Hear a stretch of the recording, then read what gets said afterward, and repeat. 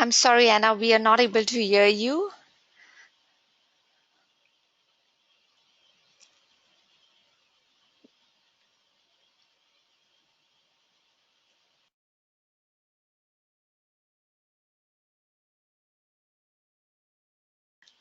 I think you're still muted. So if you could just press the unmute sign, I think it should be all good.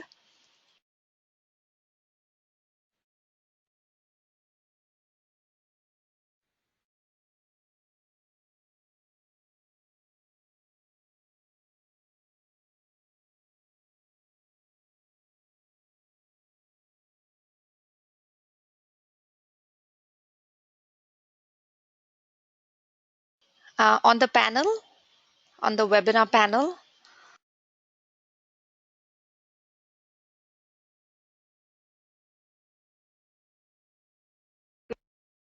Can you hear us now? Yes, better. Thank you. We had a technical difficulty with the phone. It wasn't muted, but we'll continue with the speakers on the computer. Please do drop into the question chat if you have any problems. So we've built this session around a mix of stories and practical examples that we hope will inspire you as they did us. So Sakina introduced both Anna and I. We work in our business development function in change.org in Melbourne. Our role is to work with organisations to cultivate new supporters, to be their most strong donors and to create strong movements.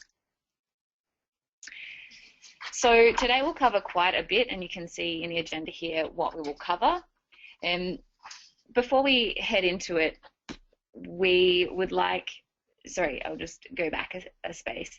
So we'll split this presentation into two parts. The first part I will cover around how people powered campaigns start, gather steam and win, and we will cover a few case studies around this that will hopefully be good learnings. Then we'll break for questions for 5 minutes, and then Anna will follow with the back half of the presentation, and we'll have another 5 to 10 minutes for questions at the end. So as we're going through, please add your questions into the question bar, and we will manage them halfway through and at the end. So let's just practice to make sure everyone's tech is working. We had a few problems to begin with. So it would be great if you could go to the question bar on the right-hand side and type in the organisation or sector that you work in.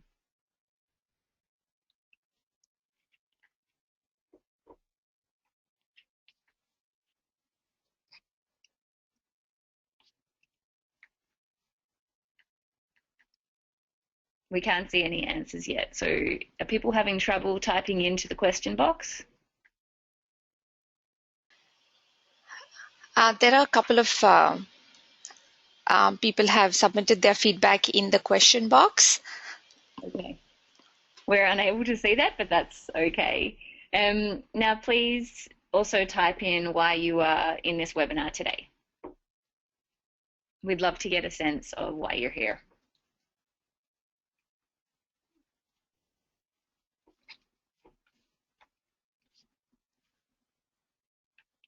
And now please type in the job you do at your organisation just to get a sense, whether it be fundraising or advocacy or finance, whatever it is that you do.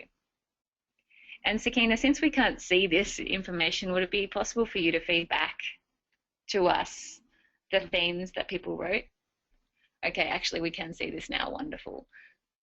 Great, so not-for-profit sector, volunteer organisations, community engagement roles, mental health. Wonderful, okay.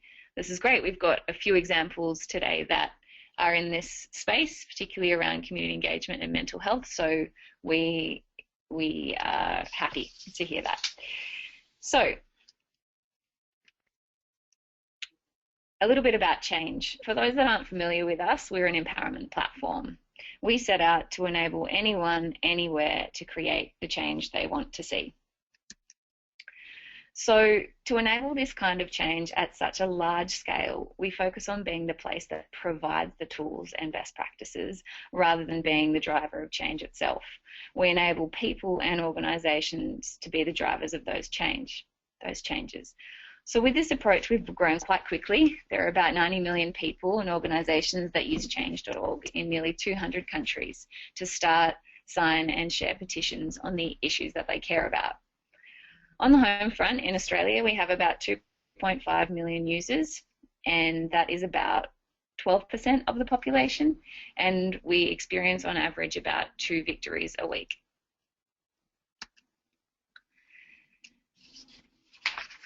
So one of the biggest challenges in social change is the difficulty of collective action. Historically, it's taken a huge amount of time and resources to organise people together, and that has reduced the number of movements that could be born. But new technology has dramatically reduced the barriers of collective action, resulting in an explosion of citizen-driven movements, and we have seen that on the platform. So why people-powered campaigns? That's probably what a lot of people are thinking about today. You probably have had some experience in this space, and in your organisations there are people-powered stories everywhere, some of which are public and some of which are private. So it's working for people. We launched the platform many years ago, and there were a range of different options that were on the platform, everything from petitions to blogs, social change jobs. And the thing that our founders found was that the single most impactful function of the website was the petition platform. And the petitions that went to victory were those that had very powerful personal stories at their centre. So this is just a brief overview of some of the campaigns that have gone to victory that were people-powered. So the first one on the right is Laxmi. She lived in India, and it was one of the first big campaigns that quickly mobilised hundreds of thousands of signatures on a petition that sought to regulate the sale of acid in India. That was probably the first petition that went to victory where we realised that personal stories were going to be the heart of making change. On the bottom, you might remember, if you're a user of change.org, the story of Ralph Kelly. His father campaigned for sentencing reform around alcohol-fueled violence after his son was tragically killed in a one-punch assault. Katrina, on the top right, was the most recent victory. She got the New South Wales government to reverse the cuts to victims of crime compensation after she was brutally gang raped years earlier. Her petition went to victory in the lead up to the New South Wales election, which was a key feature of it tipping towards victory.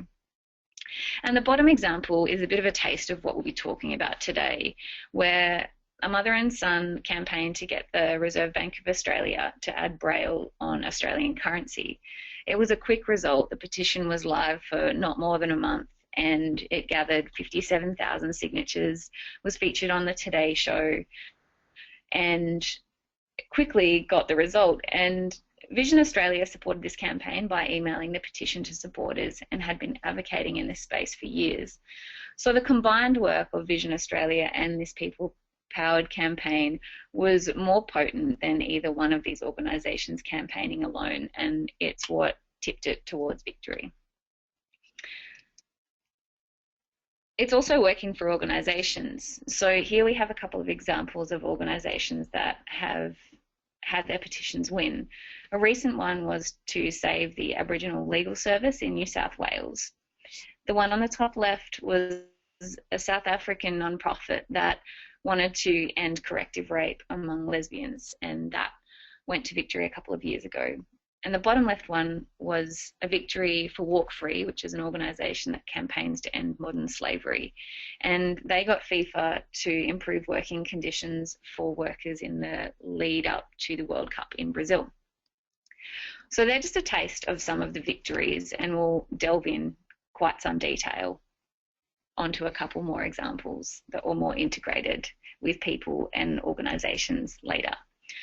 So the key lessons from all of this information about growth and personal stories are that Australians are not apathetic. We're increasingly empowered to believe in our ability to make change, and we are making it. And that means that we have self-efficacy. A self-efficacious society is a better and happier society. So we are quite excited about the change that this is having more broadly. The question remains, though, what happens when individuals and organisations truly integrate their efforts? And I have to admit, we've seen some of this in Australia, but we've seen more of this in other countries that we operate in. So there is a big opportunity where, because we're entering a time in which organisations have more power to coordinate action and mobilise people at a greater scale than they ever have before, this will transform the world of change and fundraising in particular for everyone. But as everyone knows, those who coordinate volunteers or run community engagement programs, it's not always easy to mobilise people to organise with a single voice, especially when there are so many causes people feel passionate about. But when you can do this, there's immense power, and it opens the door for two specific things which we'll focus on the opportunity. So one is multiplied impact when organisations and individuals work together. And then secondly, digital technology and platforms like Change provide new fundraising channels because there are millions of passionate people taking action every single day. So the challenge is that when there's so many campaigns and causes and organisations in market, there's saturation and sometimes confusion. People don't know what to support. And the other big challenge is that it's difficult for some organisations to step back and to enable individuals to step up. For some organisations, it's new territory, and navigating that from a public perception perspective is a challenge. So we'll go through some examples today on that. But when we look ahead, even just 5 years to 2020, the trajectory that we've seen for organisations is that those that will thrive in that time will have revolved their campaigning tactics towards stepping back and enabling individuals to step up, to be at the centre of change campaigns, especially those that use digital technology to do so. So, how people-driven campaigns gather steam and win. First, we'll talk about an individual campaign, and then we'll talk about two integrated individual and organisation campaigns. Some of you, if you have been a user of change.org, might remember the story of Rosie. She was indefinitely locked up for a crime she wasn't committed for in the Northern Territory. She suffers from fetal alcohol syndrome, and her story is common. There are many people in jail living with severe disabilities that are not convicted of crimes. Her guardian started a campaign to free her from jail. Australians got behind her to the tune of 120,000 people. The media got behind her, and her petition went to victory. So some key lessons from Rosie's victory. Her story was told from a deeply personal perspective. It was humanised, and there was no policy detail or jargon. The petition starter, her guardian, was motivated by not wanting other people to go through this same situation, and that person believed they could win and that people power would be critical to that happening. What was particularly interesting about this campaign was that it earthed an unseen angle on an existing issue, and it was a broad issue that was relevant around the justice system, and particularly incarceration rates of Aboriginal people. So it's an old issue, but it was a new angle in that Rosie had a disability and was not convicted of the crime that she was in jail for. The petition ask was specific and winnable to free Rosie from jail, and the petition ask to the decision maker had power over that decision, so that helped. A big component was the outrage people feel makes them share online. So if you can tap into people's outrage and have content and campaigns that they're willing to share, then that can be a critical part of amassing support. And importantly, it tapped into the Australian value of fairness. The truth about this campaign was that the government didn't have a solution for people in Rosie's situation, and they thought that keeping her in jail might be an easier and cheaper option than having proper care for her in the community. So essentially they thought they could get away with it, and that was unfair, and people, in fact 120,000 Australians agreed that it wasn't fair. And in this way, the campaign avoided contentious values. It avoided contentious issues. It was specifically about being fair to Rosie. And the other key component was there were strong media escalation tactics with this campaign. The biggest victory to come from this campaign was that it tipped an ongoing campaign to free 30 other people in the same situation and to petition Tony Abbott to create a national strategy for assisting people with disabilities in the justice system. And that campaign's still going today. So it proves that even though the small personal story might go to victory, that it can tip bigger policy and legislative outcomes in the long run. So what happens when we add organisations into the mix with individual campaigns? So this example comes from the UK. I'd love to have an Australian example to share with you, but perhaps you'll join with us in becoming that example in coming years. So this organisation was MENCAP. The Royal MENCAP Society is a charity based in the UK, works with people with a learning disability. They're the leading UK learning disability charity, and they work with people with a learning disability and their families and carers. They work collaboratively, fighting for equal rights, campaigning for greater opportunities, and challenge stigma and prejudice. So when we start working with organisations, a common question they ask is, how do we do a best practice case study? Or we have some great case studies, can we use those? And we urge organisations to think differently about this. So to break the silos and create a link between on-ground programs, communications and campaigns, and even fundraising. So MENCAP were introduced to Josh's dad. Josh's dad had a son, sorry. Josh's dad, yeah. The father of Josh came to MENCAP trying to get help. His son Josh was living with severe autism and a tendency to severely self-harm. For assessment, he was taken 5 hours away from their home in Cornwall to an assessment unit in Birmingham, and Josh had been there for 6 months. It was literally 5 hours away to give his son a hug, and it was having a really bad impact on his well-being. So our team realised that this is the same as someone running a campaign, like a people-powered campaign. And MENCAP really wanted to help Josh and Josh's dad to bring him closer to home, but they realised that they couldn't get this result for Josh by advocating alone. So that's when the collaboration happened. So our team and MENCAP and Josh's dad met up, and Josh's Bring Home Josh petition was launched.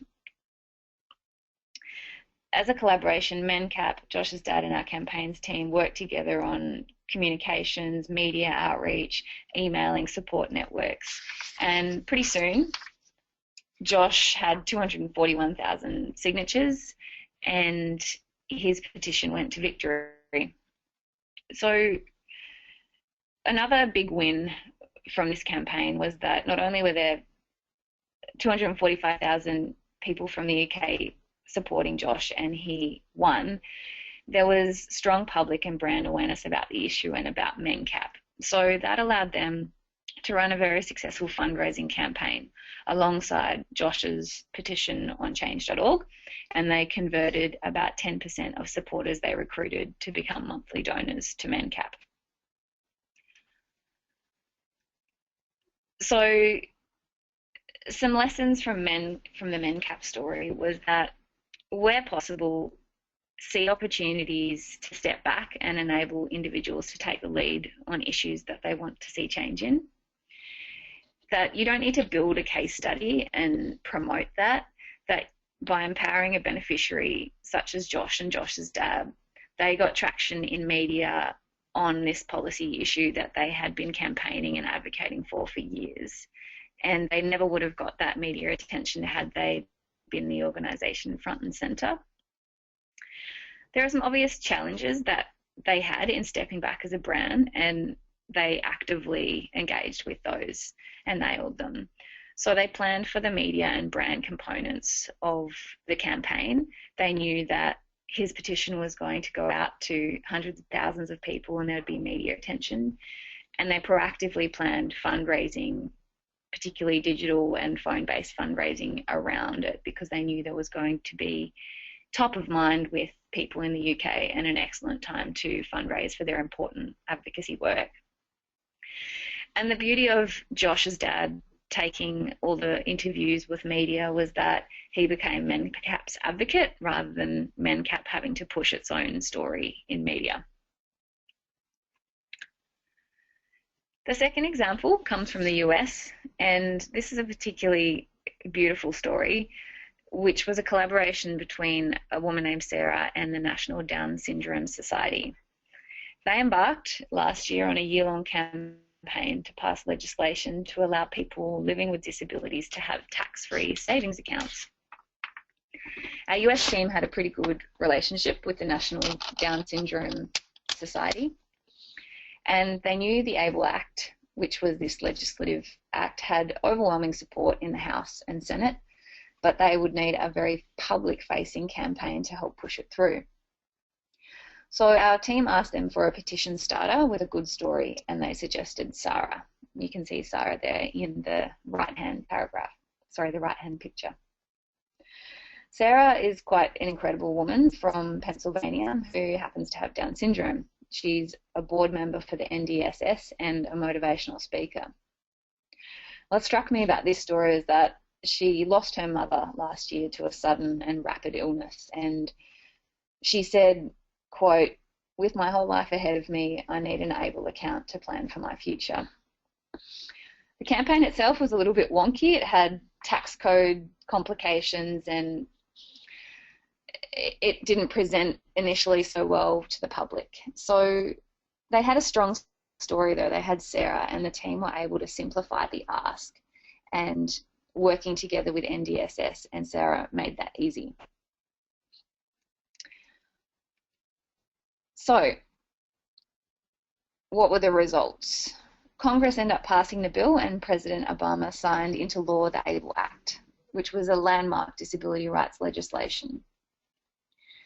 Sara was invited as a guest at the President's State of Union address, and this petition paved the way for many other petition starters with Down syndrome to campaign year-long.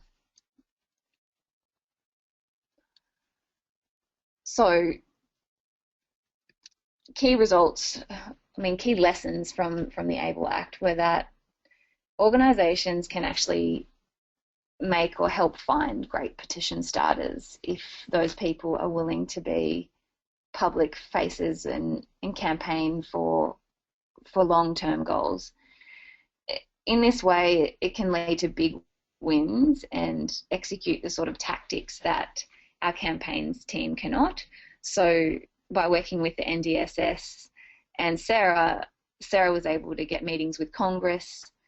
The organisation had a strong research and lobbying capacity, so it gave guts to the campaign, which if Sara had just put the petition on change.org and worked only with our campaigns team, it would not have been such a big victory. So again, the learnings, it was a very personal story-led campaign.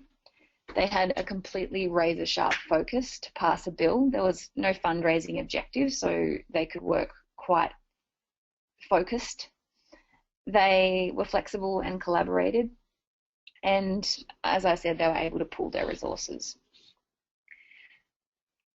So the other big learning was that sometimes organisations are campaigning long-term, and for a long legislative campaign, it's important to keep up the momentum for petition signers. So people who sign the petition want to know that they're edging towards progress and that even some campaigns in the same space are going to win. So during the year, they had 4 decision makers respond to the petition, and each time they sent out a petition update highlighting that elected officials had responded and that they were amassing more support. And petition signers were also sent news about media coverage. And one of the most successful engagement strategies on this campaign was the picture here of this beautiful young boy that was sent through Facebook, which was a share ask via a petition update. And I think that was shared something like 7,000 times. And that really pushed the public awareness and more signers of this petition before it went to victory. So those are a couple of stories that demonstrate the multiplier effect when organisations and individuals campaign together. I appreciate you listening to me. I know it's been a lot of talking and not much interaction thus far, so we'll now flip to any questions that have arisen. Feel free to add your questions into the question box now.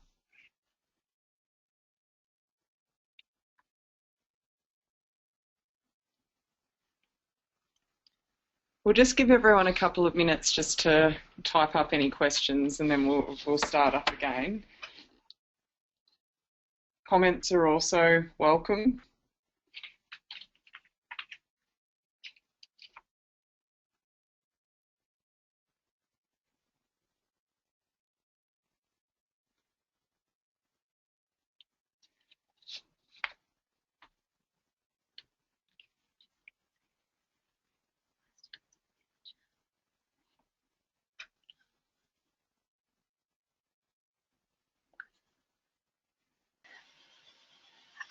We do have a question here from Cecile. Oh, yes. So how are change.org engaged and what does that look like? So from, depending on how you're asking that question,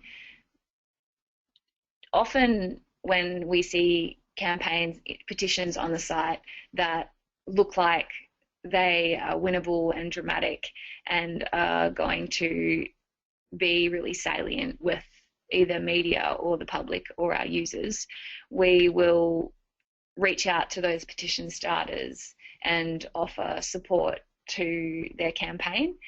And in the instance of MenCap and the NDSS example, that was quite collaborative and over a long period of time. So not every petition has the feature of change staff working specifically with petition starters. It's the petitions that look like they are going to create the most social change and that are going to require support to do so. Does that answer your question, Cecile?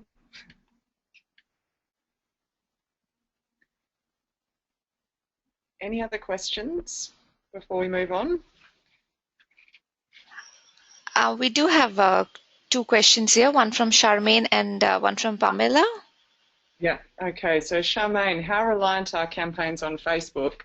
That's a really great question. It's actually something that our engineering team has spent a lot of time on over the past 6 months, is actually improving our integration with Facebook, and particularly the Facebook sharing features on the change.org platform. And one of the reasons we've done that is that we've realised that that's actually a really incredible avenue for both escalating campaigns and bringing signers to the site and getting people to recruit from their own networks. So I would say Facebook is incredibly powerful if you integrate it into your wider campaign strategy. It's certainly been a big focus of us recently. And then a question from Pamela. Is it important to keep a campaign focused, or should you ride the roller coaster of people's emotion and allow a campaign to expand? A good example of this would be Humans of New York's recent campaign to raise funds for an inner city school. It starts out as one thing but quickly outgrew its original confines. Yes, I'm familiar with that campaign, which I really loved, and I would say it's one of the things I think is important to balance is the need to plan very carefully but also be incredibly responsive to the external environment. And I think what is really interesting about digital is that where it differs from all other forms of technology is that there's an incredible immediacy to it, where you can both get out on issues very, very quickly and also measure very quickly how people are responding to that. So I think probably what I would say is it's really important to be incredibly responsive to that external environment, because that's the advantage that digital offers. You know, particularly from a fundraising perspective, you know, the things like traditional fundraising methodologies like direct mail, for example, you have to plan that out a long time in advance. And that can work really well, but digital works best, I think, when it's really, really responsive to the external environment. And I would also add to that that there's one feature on our website that has been quite popular in the States, wildfire campaigns, where there's growing attention around an issue and there are a bunch of people starting petitions on a particular issue in and around different parts of the country, and a wildfire campaign allows there to have all those individual campaigns taking off and to not kind of over control them, but to have them work together in a way. So I'm more than happy to talk about that at another time. We've got a couple of other questions here. Pamela, can you submit a campaign to change for assistance? So yeah, there's a couple of different avenues there. We have, in terms of the work we do with organisations, absolutely Olivia and I can have a chat about potentially some assistance that can be provided there. Our campaigns team actually reviews every petition that gets started on change.org, would you believe, to identify those that need assistance as well. And Donna, we need a two-pronged approach, firstly to state government to get them off endless requests for research and onto actual provision of affordable housing. Secondly, we want churches to make concrete moves to use their resources to work towards the provision of affordable housing, which ties in with their core business.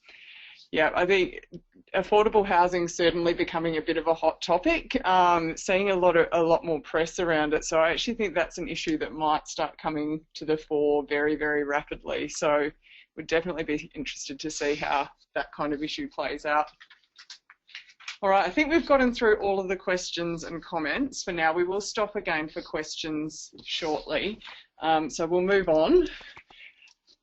So hi everyone, it's Anna here. It's great to be talking to you, and thanks Olivia for that initial introduction and overview of some of the work that we've been doing with individuals and organisations.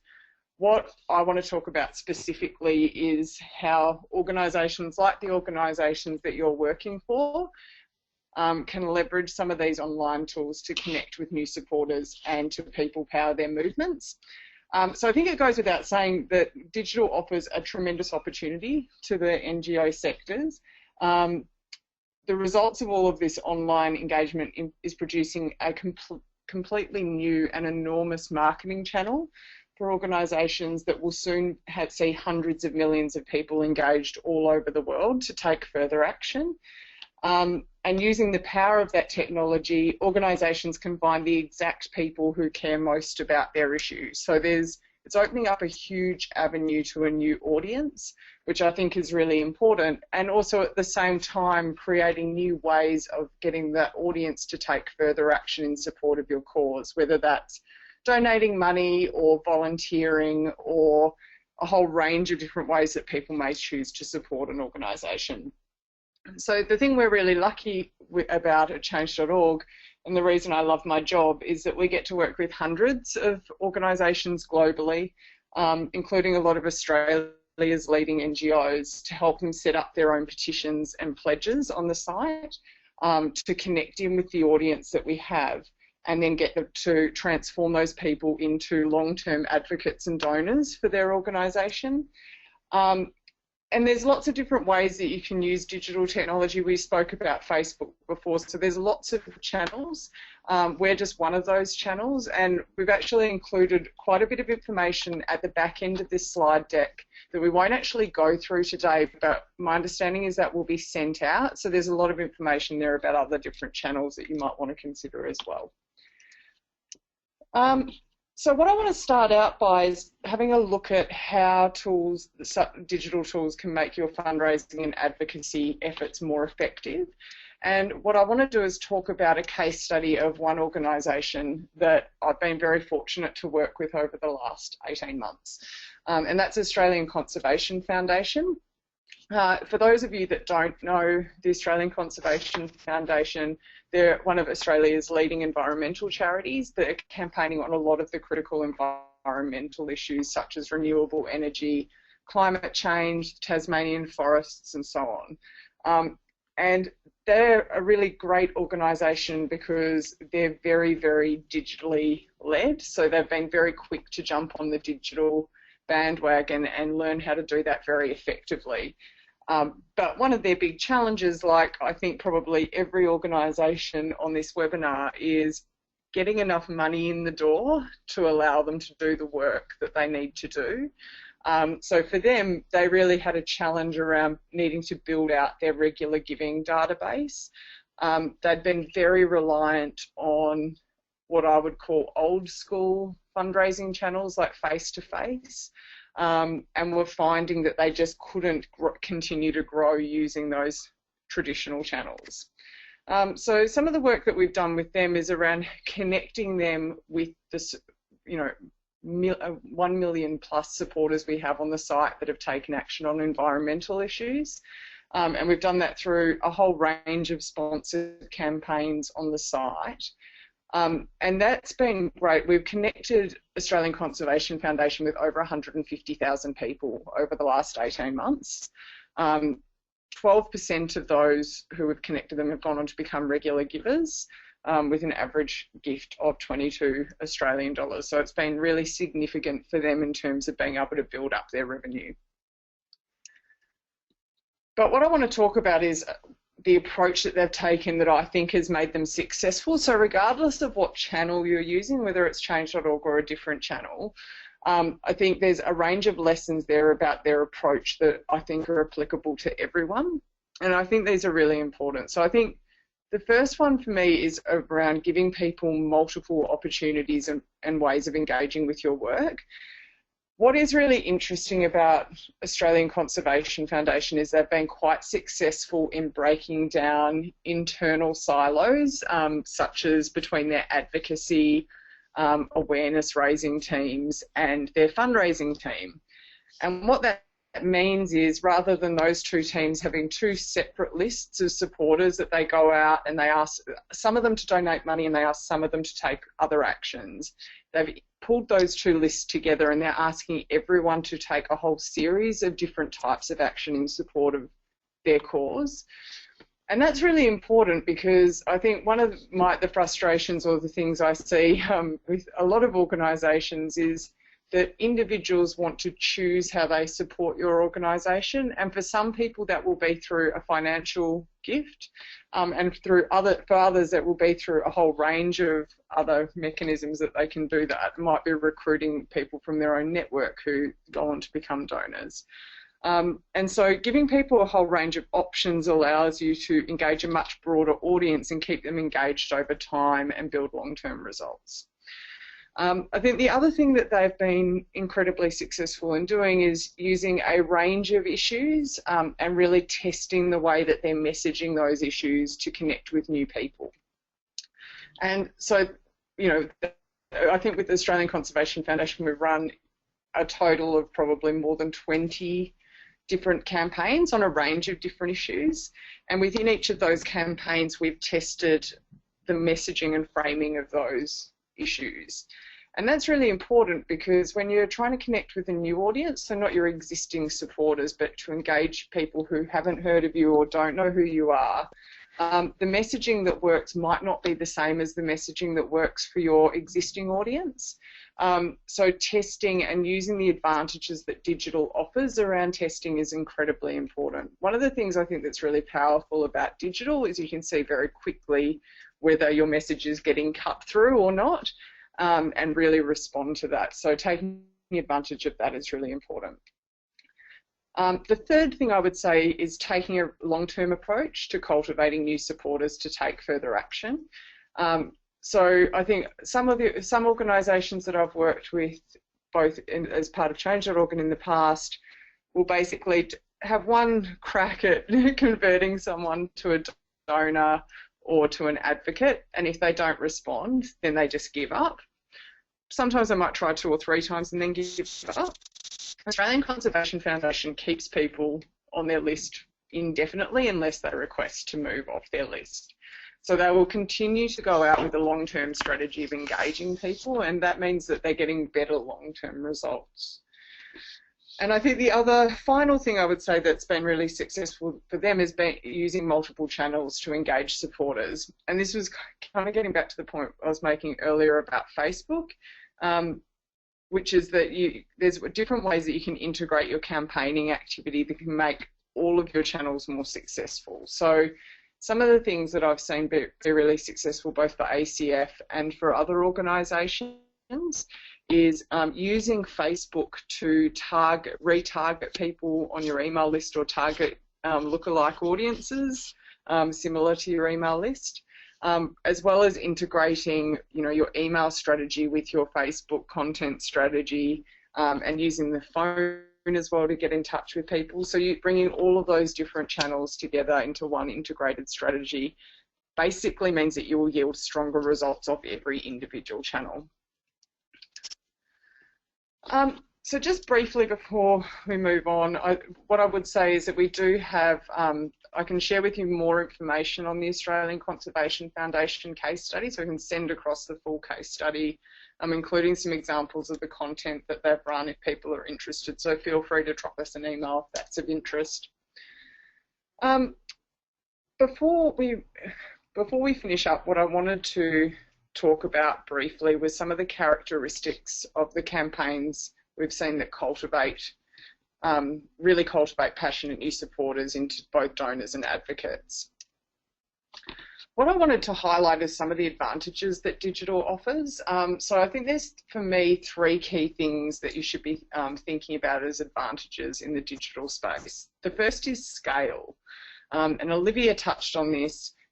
You have access to an incredibly large audience in digital. There's 4 billion email accounts globally, which is incidentally a lot more than Facebook and Twitter. There's 185 billion emails sent daily, and Australians are particularly bad for spending a lot of time on email, but similarly on Facebook as well. Digital is incredibly cost effective, so particularly from a fundraising perspective, you don't have telemarketing costs, you don't have face-to-face agency costs, and any upfront investment that you make in both systems and staff should be able to support 1,000 donors or advocates as easily as 1 million. And finally, in terms of scale, particularly from a fundraising perspective, again, online giving is growing exponentially. So 8.9% in 2014, which is more than 4 times overall fundraising revenue growth. So if you're a fundraising organisation, thinking about digital as a means of scaling up your fundraising is really, really important. And in terms of how then you think about how you might like to frame a campaign, a digital campaign, this is just briefly something that we use internally at change.org when we're thinking about campaigns. We call this Dr. Dirt. So basically the first thing is a distinctive role. So what we mean by this is, can you actually carve out a way that your organisation is actually making a change in relation to that space? So particularly if you're looking at an issue that's really broad and that a lot of organisations are working on, what's your organisation's distinctive role in that? And is there a particular element of that issue that you will be particularly prominent around?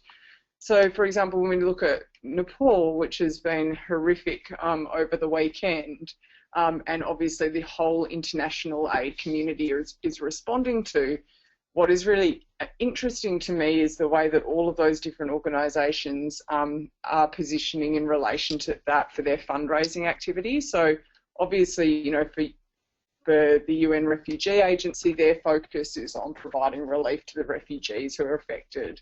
For Médecins Sans Frontières, it's about providing medical support.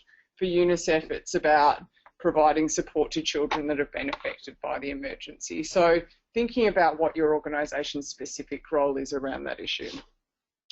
Dramatic. Being dramatic is good. So by dramatic, we just mean that you're really engaging and there's a sort of, we kind of frame things a lot at change.org, and you'll notice this if you're on our email list, it's a real David versus Goliath battle. People really like that kind of framing, and we found that that's what people respond most to. Is it inspiring? So I think if you start getting a little bit teary when you're thinking about the campaign or reading the campaign, then it's probably a really strong campaign, and we get that a lot with change.org content. Is it relevant? So thinking particularly about your audience there and who you're speaking to, are they going to care about it? And how timely is it? So timeliness is probably one of the most important things, particularly if you're looking to get it picked up by media. What we've found is that, you know, we might have a fantastic campaign, but because of the timing of that campaign, you're just never going to get any traction on it. So a really good example is actually probably the week after the federal budget coming up in May. It will be virtually impossible to get any coverage of issues that don't have an angle around the budget, because that's all that the media is going to be interested in. So thinking about that timing, at the same time, being able to tie into key events, so, you know, Mother's Day or some of those big events that are coming up really help. Earth Day recently. So we'll leave you with that, but what I would say is obviously the people in this audience are all change makers in their own way, which we're incredibly grateful to the organisations that work on some of the issues that we care about. What I wanted to say is, you know, what are the barriers that prevent organisations from taking advantage of this new opportunity? And I think the first thing for me is cultural. So despite all of the evidence to the contrary, there are still a lot of people who think that this is just a bunch of kids clicking online. On the demographics, the average age of change.org users is around 40. We have tens of millions of users older than 50, so these aren't just kids. And they're also not just signing petitions. Every month, tens of thousands of new donors are acquired through change.org and hundreds of thousands across the web. And that's just the beginning. The second big barrier that we see organisations taking advantage of this opportunity is the most common thing we see is that organisations will spend a very modest amount of money on building a website and content, and then just expect to get hundreds of thousands of people to stop by and donate. And when they don't, their conclusion is that nobody donates online. And for those of you who are fundraisers in the room, it's pretty much like setting up a direct mail program and then putting it all out in front of a shop and expecting people to just walk by and donate money. And of course that would be crazy, but that's exactly what many organisations are doing online. So what I would say is that the organisations who've invested resources, both in staff and in marketing, needed to recruit new prospects, are seeing tremendous results. Many are raising millions of dollars online and recruiting thousands of advocates. And that's only just the beginning. The reason all of this is so important is that while new technology offers tremendous new opportunities for power driven by everyday citizens, just like Rosie, who Olivia talked about earlier, the most significant power is how non-profits leverage the virality of a petition or a pledge to drive website traffic and build brand awareness. And using that momentum to provide your new supporters with compelling facts about the issue and how your organisation plays a role. Because as we all know, telling stories to humanise the issue will grab at hearts and minds and helps dramatically when converting leads to donors. And what I want to leave you with before we have a few questions is the message that really we're at the very beginning of something truly transformational with the digital technology. The stories that we talked about today might seem remarkable, but they're now happening every single day. In fact, we have one victory an hour at change.org. And they're just scratching the surface of what's possible. And the determination of whether the people who are mobilising around these campaigns are able to create the lasting impact that's now possible is what the NGO sector, I believe, will do to empower them to create further change. So that's my little piece over. I would be more than happy to answer, as will Olivia, any other questions, and we've got about 8 minutes left.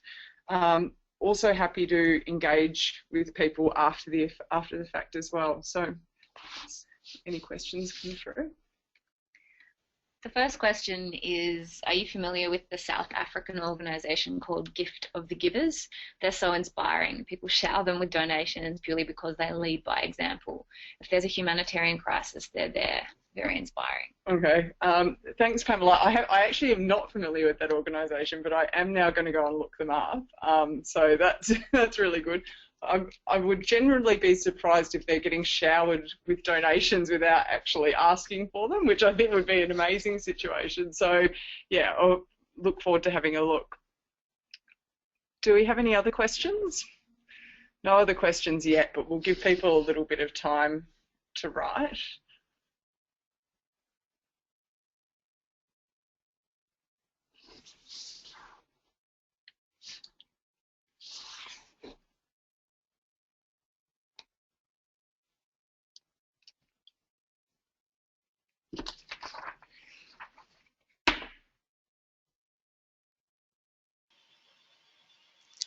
No more questions? We do have a couple of questions here. One of them from Charmaine. Is support from change.org free or payment required? Yes, we have two different tiers. So we have a campaigns and communications team that provide free support to petition starters who are individuals and to some organisational campaigns. And then we also offer we have paid services through sponsored campaigns for some organisations. Hopefully that answers that question, Charmaine. From Amy, when we want to make change and have the capacity to make change in our community, what we want is for the change to be relevant to our community and made in response to what the community wants and needs. Change.org might become one vehicle in our fleet of achieving this. Thanks for the webinar. Oh, thanks, Amy. That's a lovely comment. And yeah, I think the thing that we are so inspired and excited about working here is actually getting to see communities really take control of the policy process. And I think that technology allows us to do that in a way that's never been done before. I'm really excited to see what happens longer term with that. Another one from Charmaine, can we engage change.org to help with campaigns? Yes, you can, in short, and we're happy to take that conversation offline if that's a conversation you'd like to have, Charmaine, as well. Any other questions coming through?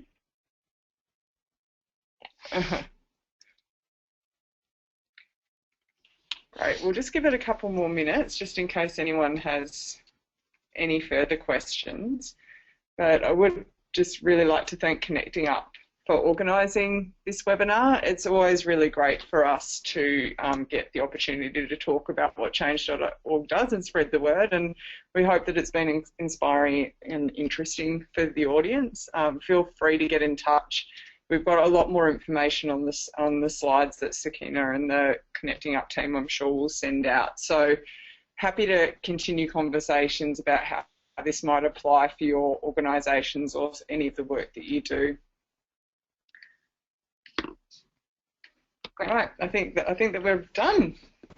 Thanks all. Thanks everyone. Thank you, Anna, and thank you, Olivia, for your presentation today. And thank you, each and every one of you who could join us. I will include Olivia and Anna's email address in my follow-up email. You'll also receive a link to the recording and slides. So until next time, thank you, everybody, and bye-bye.